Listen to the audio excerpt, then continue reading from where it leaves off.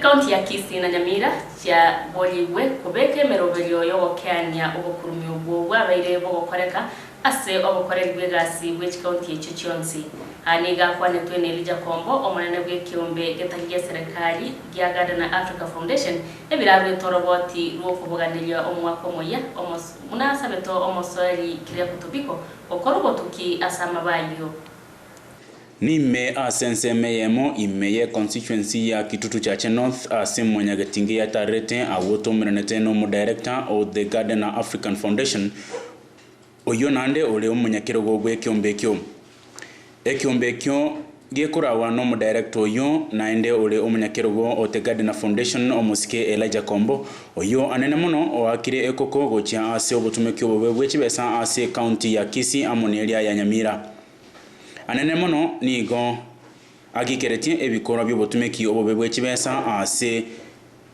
okurigereria chiria cyene netwe ase okurigereria omochando yo etabwe mbure nyinge omanyekanete muna El Nino ase chimilioni cyanyarete ko machigotumeko bobe na gotereso gotayo na agotwerera.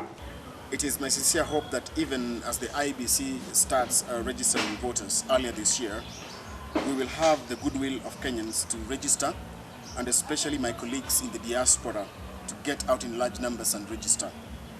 By securing the vote, we are guaranteed that we will be sending home ineffective, moribund, and lethargic leadership.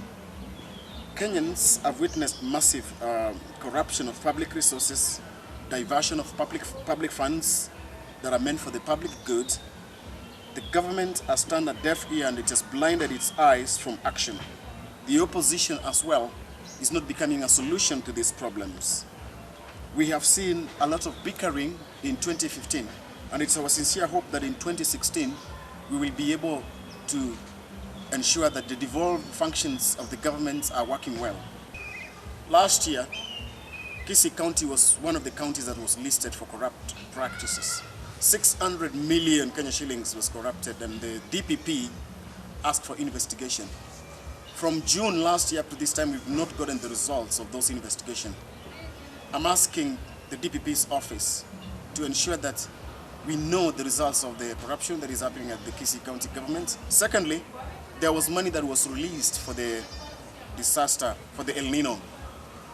We do not have accountability for that money. We actually do not see the results, what that money did. I'm calling upon the Ungwe government to come on board and also ensure that there is lifestyle audit for all the officers that are working in his county government. Otherwise, we as the residents of Kitutu Chache in Kisii and Nyamira, we will ensure that we are sending home those lethargic, moribund and ineffective leadership. Nengana ere nobolito gocha ase abarai anene bali abekiserikali chinge buna eri Nyamira amone ya Kisii korawa no moske John Nyagarama amo na James Ongwae kurigereria engana yobotumeki bwechibesa na kubeka amagendero mutwe. Ngoripotire mwanyagetinge TV kuno ase Kitutu Chache North amaletane mumanyi janai.